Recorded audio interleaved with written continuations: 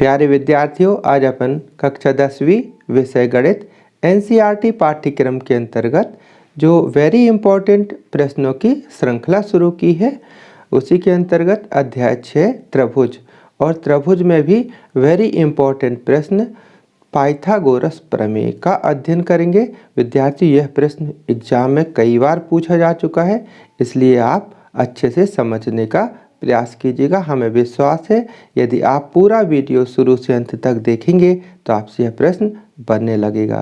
तो विद्यार्थियों, एक बार फिर से मैं अनिल प्यासी आपकी अपनी क्लास प्यासी क्लासेस में आपका बहुत बहुत स्वागत करता हूं। विद्यार्थियों, जैसा कि आप जानते ही हैं कि इस वर्ष 30% कोर्स पाठ्यक्रम कम कर दिया गया है। तो ये जो आपके लिए त्रिभुज वाले अध्याय में 3 प्रश्न वेरी इंपॉर्टेंट बनेंगे। क्यों? पहला आपने पढ़ चुके हैं ना, कौन सा? थेल्स प्रमेय। तो और दूसरा थेल्स प्रमेय का विलोम, और तीसरा होता है ये पाइथागोरस प्रमेय जो आज अपन पढ़ेंगे। विद्यार्थी, वैसे इस अध्याय से 5 प्रमेय इंपॉर्टेंट हुआ करते थे। पहला थेल्स प्रमेय, दूसरा थेल्स प्रमेय का विलोम, फिर पाइथागोरस प्रमेय और पाइथागोरस प्रमेय का विलोम, और फिर एक क्षेत्रफल प्रमेय। लेकिन विद्यार्थियों, आप लोगों को मालूम है कि इस वर्ष 30% पाठ्यक्रम कम किया गया है। तो क्षेत्रफल प्रमेय, त्रिभुजों पर आधारित जो क्षेत्रफल प्रमेय था, और पाइथागोरस प्रमेय का विलोम, ये दो तो हटा दिए गए हैं कोर्स से, इस वर्ष कम कर दिए गए हैं। तो अब बचे 3 प्रमेय। 3 प्रमेय में से आपने 2 प्रमेय यानी कि थेल्स प्रमेय और थेल्स प्रमेय का विलोम का अध्ययन कर लिया है, और आज ये तीसरा प्रमेय पाइथागोरस प्रमेय। तो विद्यार्थियों, जब चूंकि 3 प्रमेय ही बचे हैं तो स्वाभाविक है आप तो अनुमान लगा सकते हैं कि 3 में से 1 प्रमेय तो परीक्षा में जरूर आएगा। तो इसलिए यह प्रश्न वेरी इंपॉर्टेंट है। आप वीडियो को शुरू से अंत तक पूरा देखिएगा। तो विद्यार्थियों, यदि आपने अभी तक सब्सक्राइब नहीं किया है तो ये साइड पर देखिएगा, लाल कलर से अगर सब्सक्राइब लिखा हुआ है तो उसको एक बार टच कर दीजिएगा, जिससे इसी प्रकार के और भी वीडियो आप तक कंटिन्यू पहुंचते रहें। तो विद्यार्थियों, शुरुआत करते हैं आज की कक्षा। विद्यार्थियों, जैसा आप जानते ही हैं कि प्रमेय सिद्ध करने के लिए कुछ नियम होते हैं, कुछ चरण होते हैं। सबसे पहले क्या लिखना पड़ता है? कथन। कथन के बाद दिया है के बाद सिद्ध करना, फिर ज़रूरत होती तो रचना, फिर उपपत्ति, है ना। तो अपन चलते हैं, देखते हैं सबसे पहले पाइथागोरस प्रमेय का कथन। तो आपको वैसे याद ही होगा, कक्षा 6वीं 8वीं से पढ़ते आ रहे हैं ना, फिर भी देख लेते हैं क्या है पाइथागोरस प्रमेय। किसी समकोण त्रिभुज में, अब बात आती है समकोण त्रिभुज किसे कहते हैं। तो एक ऐसा त्रिभुज जिसका एक कोण 90 अंश का हो, समकोण त्रिभुज कहलाता है। अब देख सकते हैं इस चित्र में ABC एक त्रिभुज दिया है, यहाँ पर B कोण समकोण है, यानी सीधे ये रेखा ये वाली भुजा ऐसी खड़ी गई है, और ये तो यहाँ पर ये कोण कितने अंश का हो? 90 अंश। तो ये त्रिभुज कौन सा हुआ? समकोण त्रिभुज। तो बात करते हैं किसी समकोण त्रिभुज में कर्ण का वर्ग। अब बात आती है कर्ण क्या है। तो जो 90 अंश है उसके सामने वाली भुजा को कर्ण कहते हैं। समकोण त्रिभुज में कर्ण सबसे बड़ी भुजा होती है, ठीक है। तो आपने ये जान लिया कि इसमें कर्ण क्या हुआ? AC। तो किसी समकोण त्रिभुज में कर्ण का वर्ग अन्य 2 भुजा, अब कर्ण तो ये हो गई, तो अन्य 2 भुजा कौन सी बची? एक बची AB, दूसरी बची BC। तो कर्ण का वर्ग अन्य 2 भुजाओं के वर्गों के योग के बराबर होता है। ये हुआ कथन, ठीक है ना। आप इसको ऐसे भी कह सकते हैं कि कर्ण का वर्ग बराबर लंब का वर्ग धन आधार का वर्ग, है ना, लेकिन कथन इस रूप में लिखा जाना चाहिए। अब बात करते हैं दिया है, बहुत सरल है। आप कथन पे ध्यान देंगे ना तो यहीं से मिल जाएगा आपको दिया है में क्या लिखे। तो बात करते हैं, अब लिखेंगे इसके बाद दूसरा नंबर का पॉइंट, दिया है। अब क्या दिया है आप खुद सोच सकते हैं क्या दिया है भाई। यहाँ से पढ़ें त्रिभुज समकोण त्रिभुज में, तो पहले तो ये दिया है कि कोई एक समकोण त्रिभुज, तो यहाँ लिखेंगे दिया है समकोण त्रिभुज, ठीक है। समकोण त्रिभुज, ये त्रिभुज का चिन्ह बना दिए। क्या है? ABC दिया है समकोण त्रिभुज ABC, ठीक है ना, में अब कौन सा कोण समकोण है आपको ये तो बताना पड़ेगा ना, तभी तो कर्ण की पोजीशन पता चलेगी ना। तो यहाँ पर हम कहेंगे दिया है समकोण त्रिभुज ABC में कोण B है ना, कोण B बराबर 90 अंश, ये अपन ने मान मतलब दिया है से अपन ने समझ करके लिखा। अब इसके बाद क्या करना पड़ेगा, सिद्ध करना है ना। तो सिद्ध करना देखते हैं, इसके बाद लिखेंगे सिद्ध करना है। बहुत सरल होते हैं विद्यार्थियों प्रमेय, आप लोग बिल्कुल अगर ध्यान लगाएंगे तो सबसे सरल तो प्रमेय ही लगेंगे है ना। तो सिद्ध करना है। अब क्या सिद्ध करना है, यहाँ से देखें किसी समकोण त्रिभुज में, यहाँ तक तो आपने चले अपन ने। अब आगे देखते कर्ण का वर्ग, तो कर्ण क्या है AC, तो AC का वर्ग, ये हो गया AC का वर्ग बराबर AC का वर्ग। क्या लिखा, कर्ण का वर्ग अन्य दो भुजा, तो अन्य दो भुजा कौन सी बची, AB और BC। तो अन्य दो भुजा यानी AB और कौन सी बची BC, ठीक है ना ये।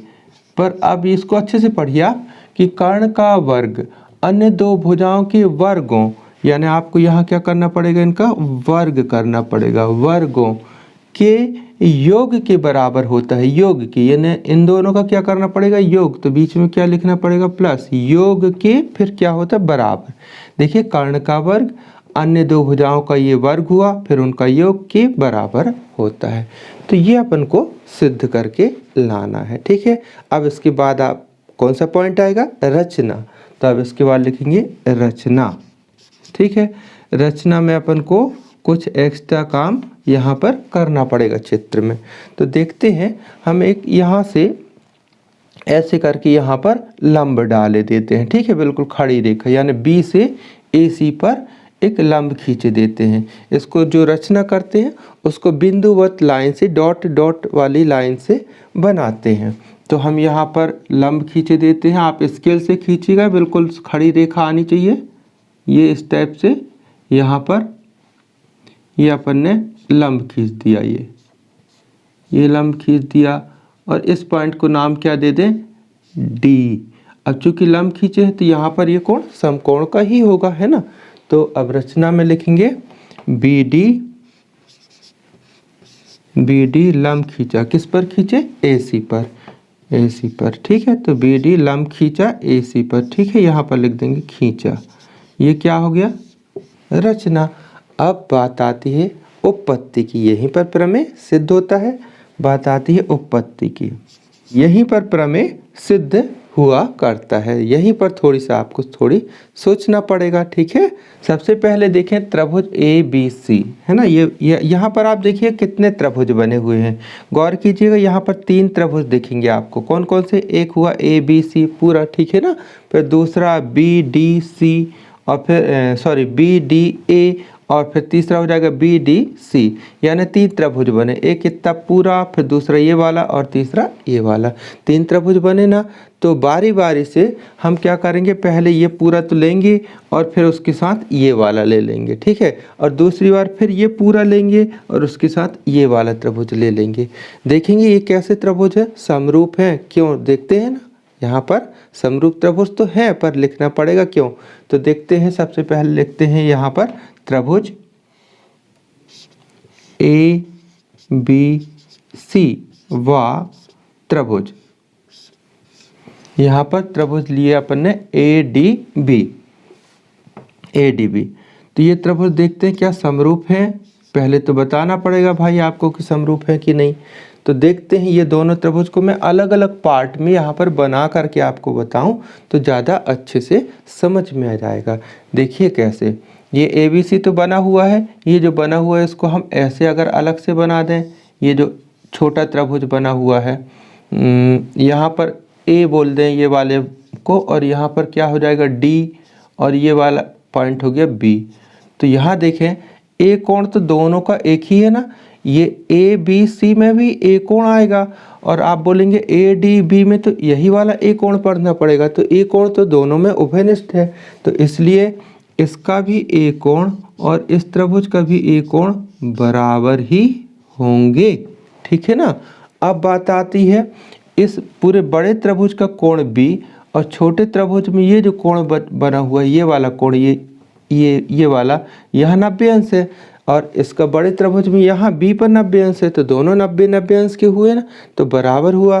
तो यहाँ हम लिखेंगे कि कोण बी बड़े त्रिभुज का यानी त्रिभुज ABC का कोण बी, और छोटे वाले त्रिभुज में कौन सा कोण, कोण डी, दोनों क्या है 90 अंश है ना, तो इसलिए बराबर हो जाएंगे। यहाँ लिखेंगे प्रत्येक 90 अंश के हैं, प्रत्येक 90 अंश के हैं, तो इसलिए ये क्या हो गए, बराबर हो गए।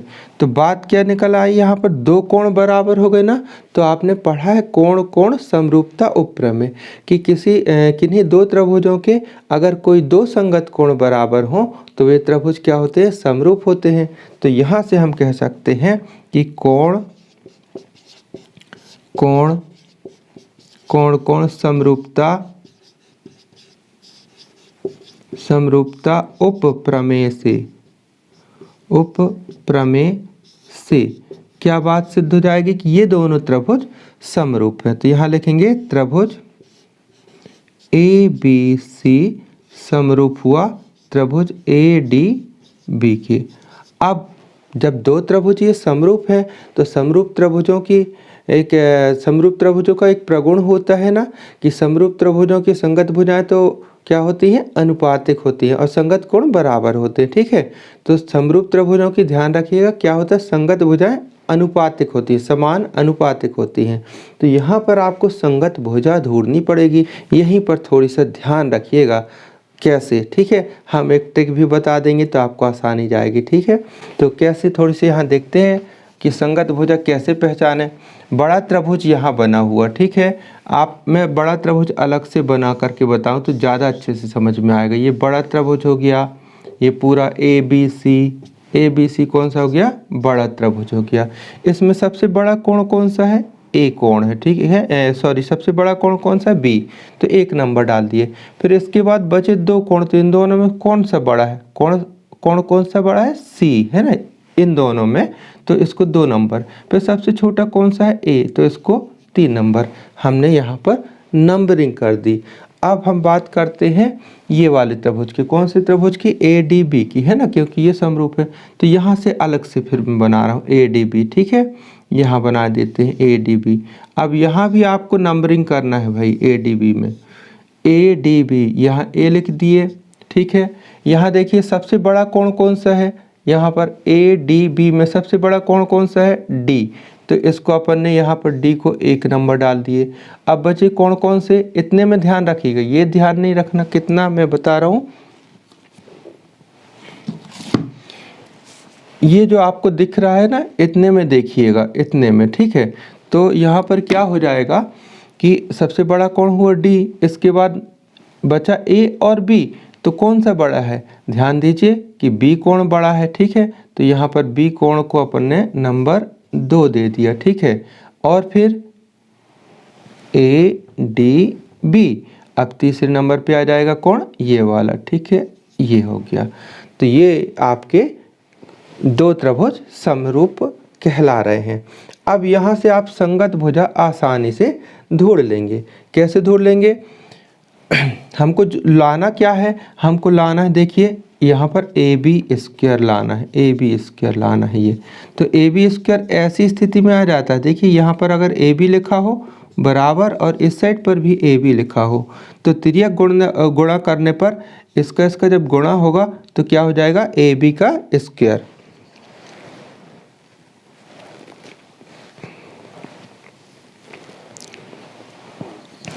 तो यहाँ पर हम क्या करें, सबसे पहले देखते हैं बड़े त्रिभुज में हम भुजा ऊपर लिख देते हैं AB, तो संगत भुजा, अब इसकी संगत भुजा इसके नीचे लिखना है ना, इसकी संगत भुजा। तो यहाँ देखें बड़े त्रिभुज में कौन सी भुजा है, AB कहाँ है, ये है, ये कौन से कोण को मिला रही है, कोण 1 और 3 को मिला रही है। तो यहाँ छोटे त्रिभुज में देखिए कि इसके संगत कौन सी होगी, कोण 1 और 3 को कौन सी मिला रही है, ये वाली, तो 1 और 3 को ये मिला रही है, तो इसके संगत कौन सी भुजा लिखेंगे, यहाँ पर AD लिखेंगे। ध्यान दीजिए कि आपने बड़े त्रिभुज की भुजा को ऊपर लिखा है और छोटे त्रिभुज की भुजा को नीचे लिखा है। छोटे त्रिभुज की भुजा नीचे को नीचे लिखे हैं और बड़े त्रिभुज की भुजा को ऊपर लिखे हैं। तो इस साइड भी यही क्रम लगाएंगे। अब बात करते हैं कि हमको नीचे क्या लिखना है। थोड़ी सा ट्रिक देखिए कि ए बी का ए बी में गुणा होगा तभी ना ए बी स्क्वायर आएगा। तो हमने नीचे लिख दिया ए बी, पहले से लिख दिया। पर ए बी कौन से त्रिभुज की भुजा है, देखिए ए बी कौन सी त्रिभुज की भुजा होगी, नीचे कौन से त्रिभुज लिख रहे हैं, छोटा त्रिभुज। तो ए बी कहाँ है, देखिए छोटे त्रिभुज में ये है ए बी। ए बी है क्या, ये कौन से कोण को मिला रही है, 2 और 3 को। सबसे बड़ी भुजा कर्ण है एक प्रकार से। तो यहाँ देखिए 2 और 3 को कौन सी भुजा मिला रही है, कोण 2 और 3 को, ए सी। तो यहाँ पर क्या लिखेंगे, ऊपर ए सी लिखेंगे, ठीक है ना, इस टाइप से। तो ये क्या हो गया, यहाँ पर समरूप त्रिभुजों की संगत भुजाएं कैसी होती है, समानुपातिक। अब इसके बाद क्या कर दें, बिल्कुल सरल है, आप इसका क्या कर दीजिए, तिर्यक गुणा कर दीजिए। तो कैसा हो जाएगा, ए बी का ए बी में गुणा हुआ तो कितना हो जाएगा, ए बी का स्क्वायर बराबर ए डी का ए सी में गुणा हुआ तो ए डी गुणित ए सी। ये आपका बन गया समीकरण नंबर 1 बन गया, ठीक है ना। अब बात करते हैं यहाँ पर, अब बात यहाँ पर ये करेंगे। अभी देखें इस पूरे बड़े त्रिभुज को अपने इसके साथ लिया, अब पूरे बड़े त्रिभुज को इसके साथ लेना है, ठीक है। तो यहाँ पर अब देखते हैं, यहाँ देखिए, यहाँ भी देख लेते हैं सबसे बड़ा कोण कौन सा है, यहाँ पर देखते हैं सबसे, इसमें देखेंगे अब बी डी सी में सबसे बड़ा कोण डी है, तो 1 नंबर ये कहलाएगा, ठीक है। अब बचे कोण, एक बचा ये बी, तो ये देखिए कम मुंह खुला है ना, इसका कम मुंह खुला तो ये छोटा होगा, अरे इसका मुंह ज़्यादा खुला है तो ये बड़ा होगा। तो यहाँ पर बचे ये दोनों कोण में दूसरा नंबर इसको डाल दें और तीसरा नंबर इसको डाल दें, ठीक है। तो अब इसी के अनुसार यहाँ पर चित्र बना दें। देखें कि हमारे यहाँ पर कहाँ पर बना है, एक नंबर कहाँ बना है, सबसे नीचे। तो 1 नंबर डी इसका सबसे नीचे बनेगा। अब देख लेते हैं कि ऊपर कौन सा नंबर बना, 3 नंबर। तो 3 नंबर ऊपर क्या है, बी, तो बी ऊपर बनेगा। फिर नीचे क्या है, ए 2 नंबर कहाँ जा रहा है, सबसे नीचे, तो इसका 2 नंबर है यहाँ पर, तो सी यहाँ बनेगा। तो इस छोटे त्रिभुज को हमने काट करके यहाँ पर बना लिया, ठीक है, अलग से। अब यहाँ से आपको मिलाने में आसानी जाएगी, ठीक है ना, बिल्कुल। ये देखिए 3 नंबर यहाँ हो गया और डी पर 1 नंबर है और यहाँ पर ये 2 नंबर है, ठीक है। ये अब जैसा आपने ये कहा कि ये दोनों त्रिभुज क्या थे, कोण कोण समरूपता प्रमेय से समरूप थे, तो यहाँ लिखेंगे इसी प्रकार। अब इसको बार बार सिद्ध नहीं करना पड़ेगा, यहाँ पर अपन लिख देंगे इसी प्रकार त्रिभुज कौन सा, ए बी सी, बड़ा वाला त्रिभुज ए बी सी समरूप है त्रिभुज कौन से के, बी डी सी के, ठीक है ना, बी डी सी के। यहाँ समकोण टाइप से चिन्ह बनाइएगा तो अच्छा रहेगा ये, क्योंकि ये एक्चुअल में ये समकोण त्रिभुज हैं दोनों ये। तो यहाँ पर क्या है, ये दोनों त्रिभुज समरूप हैं, इसलिए यहाँ भी इनकी क्या होगी, संगत भुजाएं समान अनुपातिक होंगी। अब यहाँ से आप फटाक से पता लगा लेंगे कि संगत भुजा कौन कौन सी हैं, ठीक है। देखें कैसे लाना क्या है, अभी आपको देखिए ए बी स्क्वायर वाला पद ये आ गया है। अब लाना है कितना, B C square. B C square कैसे आ सकता है, थोड़ी सी इस पर चर्चा करें। यहाँ पर देखें कि अगर ये बी सी ये लिखा हो, बटे में कुछ यहाँ पर लिखा हो, यहाँ पर कुछ लिखा हो, बराबर, फिर यहाँ पर अगर बी सी लिखा हो और यहाँ ऊपर कुछ लिखा हो, तो इसका ऊपर ऐसा तिर्यक गुणा करेंगे तो बी सी स्क्वायर आ जाएगा। तो हम यहाँ पर ऊपर कहाँ से शुरुआत करें, बी सी से, तो यहाँ हम ऊपर लिख दिए बी सी, लेकिन फिर वही ध्यान लगाएंगे कि बड़े त्रिभुज की भुजा ऊपर लिखना है और छोटे त्रिभुज की भुजा को नीचे लिखना है। तो अब बी सी कौन सी बड़े त्रिभुज में देखते हैं, कहाँ भाई बी सी, देखिए बड़े त्रिभुज में बी सी ये है, ये। अब हम इसको मिला किससे रहे हैं, इससे मिला रहे हैं। तो ये 1 और 2 को मिलाने वाली भुजा है, तो 1 और 2 को मिलाने वाली भुजा कौन सी हो गई, यहाँ पर सी डी या डी सी, ठीक है। तो इसके संगत ये होगी, तो यहाँ बटे में हम लिखेंगे डी सी, कितना आसान है, बराबर। अब हमको ये तो लिखना ही पड़ेगा, तो बी सी ये लिख दिए, लेकिन आपको ध्यान रखना पड़ेगा कि बी सी कौन से त्रिभुज की भुजा है, छोटे त्रिभुज की, नीचे छोटे त्रिभुज की लिखना है। तो अब BC कहाँ है देखिए छोटे त्रिभुज में, ये है BC। तो अब बड़े त्रिभुज में इसी के संगत देखेंगे, ABC में देखेंगे तो इसी के संगत क्या आ जाएगी भुजा AC। तो ऊपर क्या लिखना पड़ेगा AC, ठीक है ना, इस टाइप से। अब यहाँ भी तिर्यक गुणा कर दें, बहुत सरल है विद्यार्थी। अब देखें तिर्यक गुणा करेंगे तो क्या आ जाएगा, इसका इसमें गुणा हुआ तो हो गया BC का BC में गुणा तो BC स्क्वायर, और यहाँ क्या कितना हो जाएगा AC गुणित DC, AC गुणित DC। अब इसको आपने डाल दिया समीकरण नंबर 2। क्लियर, इतना आपने अगर समझ लिया तो अब आगे प्रमेय कुछ है ही नहीं, बहुत सरल है। देखिए कैसे, इसको थोड़ी हम मिटा दें यहाँ से, ये तो आपको एक प्रकार से समझाने के लिए था। मुख्य चित्र कहाँ बना हुआ है, ये बना हुआ, ठीक है। ये नंबरिंग आप सी से कर सकते हैं समझने के लिए, पर चित्र में बनाने की आवश्यकता नहीं है, ठीक है। अगर सी से बना करके बाद में आप मिटा भी सकते हैं। अब बात करते हैं जो सिद्ध करना है। तो देखिए AB स्क्वायर ये आ गया, BC स्क्वायर ये आ गया, लेकिन इन दोनों के बीच में काय का चिन्ह लगा हुआ, प्लस का। तो समीकरण 1 ये हुआ और समीकरण 2 ये हुआ, इन दोनों के बीच में काय का चिन्ह लगा हुआ, प्लस का। तो हम यहाँ निर्देश लिखेंगे समीकरण 1 और 2 को जोड़ने पर। तो यहाँ लिखना पड़ेगा अपन को, ऐसे लिखेंगे समीकरण 1 व 2 को जोड़ने पर ये। तो अब समीकरण 1 कहाँ लिखा हुआ है, देखें समीकरण 1 कहाँ लिखा हुआ है, समीकरण 1 ये लिखा हुआ है। पक्ष से पक्ष जोड़ते हैं, इसको इससे जोड़ेंगे और इसको इससे जोड़ेंगे। तो पहले अपन ने लिखा AB स्क्वायर, फिर इसका लेफ्ट हैंड साइड क्या लिखेंगे BC स्क्वायर, फिर इसका राइट हैंड साइड लिखें, इसका राइट हैंड साइड क्या है ये इतना पूरा AD गुणित AC, फिर जोड़ रहे हैं। अब इसका राइट हैंड साइड लिखेंगे इसका समीकरण 2 का, तो कितना है इसका AC गुणित DC, ठीक है। क्या किए, समीकरण 1 को 2 से जोड़ रहे हैं, तो ये पहले लिखे, फिर इसका ये लिख दिए, फिर ये वाला भाग इसका राइट हैंड साइड ये लिखे और यहाँ पर ये लिख दिए। अब इसके बाद थोड़ी यहाँ नीचे स्पेस नहीं है तो इसलिए मैं यहाँ खंड खींच करके कर दे रहा हूँ, पर आप इसी के नीचे लिखिएगा, ठीक है ना।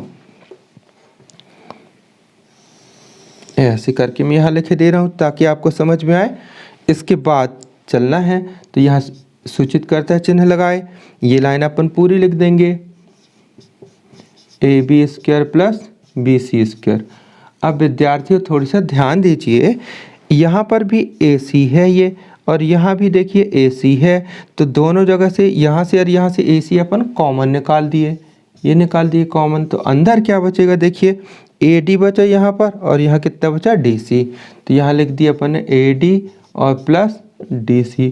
अब चित्र में चलें अपन थोड़ी, चित्र में चलते हैं। आया कि नहीं, आपको लगा होगा कहाँ, बिल्कुल आ गया, बिल्कुल दरवाजे तक पहुँच गए हैं, खटखटा भी दिया, अंदर जाना बस शेष है। तो यहाँ पर देखते हैं कैसे हल हो जाएगा। ये AB स्क्वायर ये लिखे रहने दें, इसको तो लाना था ना, ये तो इतना तो आ गया, इसको तो कुछ डिस्टर्ब करना ही नहीं है। AC ये लिखा है। अब चित्र में देखते हैं AD यानी A से D ये पहुँचे, अब फिर क्या कहता है D से C पहुँचो, तो AD और DC, तो AD और DC बराबर AC बन जाएगा। तो इस पूरे की जगह पर हम लिख सकते हैं AC। अब देखिए AC का AC में गुणा होगा तो AC स्क्वायर, तो यहाँ पर कितना हो जाएगा AB square plus BC square बराबर AC स्क्वायर। अब देखिए सिद्ध क्या करना था, AC स्क्वायर बराबर AB square plus BC square, वही तो आया, AB square plus BC square बराबर AC स्क्वायर। तो प्रमेय सिद्ध हो गया। इतनी सी तो बात थी, यहाँ पर लिख देंगे इति सिद्धम, ठीक है ना विद्यार्थियों। तो कितना सरल प्रमेय था, हमें विश्वास है कि आपको समझ में आ गया होगा। तो इसे आप अच्छे से नोट कर लीजिए, जिससे नोट्स बनाने में भी आपको मदद मिलेगी। तो विद्यार्थियों कैसी रही आज की क्लास, उम्मीद करते हैं आपको आज की विषय वस्तु बहुत अच्छे से समझ में आ गई होगी। यह प्रश्न वेरी इंपॉर्टेंट है, ध्यान रखिएगा, क्योंकि 3 ही प्रमेय तो बचे ना, थेल्स प्रमेय का विलोम और पाइथागोरस प्रमेय, तीन में से एक तो आना ही है। जब अपन को मालूम है आना ही है तो क्यों ना इसको अच्छे से सीख लें। तो आप बहुत अच्छे से सीखिएगा। और हाँ विद्यार्थियों, यदि आप लोगों ने अभी तक सब्सक्राइब नहीं किया है तो सब्सक्राइब कर लीजिएगा, जिससे इसी प्रकार के और भी वीडियो पूरी गणित के वेरी इंपॉर्टेंट प्रश्न जो परीक्षा में कई बार आ चुके हैं उनके वीडियो हल सहित आप तक पहुंचाने का प्रयास करेंगे। तो आप सब्सक्राइब कर लीजिएगा, जिससे वे सभी वीडियो आपको लगातार मिलते रहें और आप अच्छी तैयारी करते रहें। हमारा यही तो प्रयास है कि सभी विद्यार्थी गणित में विशेष योग्यता प्राप्त करें, बल्कि 100 में से 100 नंबर प्राप्त करें। आप संकल्प कीजिए, हम आपके संकल्प में आपके साथ हैं। तो विद्यार्थियों, तब तक के लिए बाय। जय हिंद।